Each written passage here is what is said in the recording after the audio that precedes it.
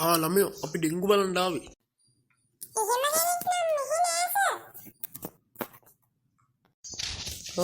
මේ ගෙදර පොල් කොට කොහෙටද දාන්නේ?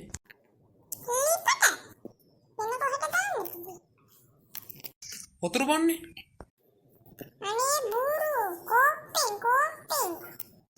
මම PHI ළමයෝ.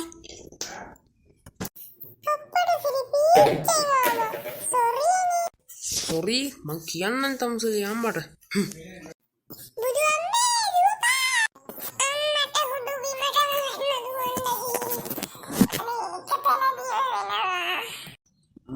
මම යනවා යන්න.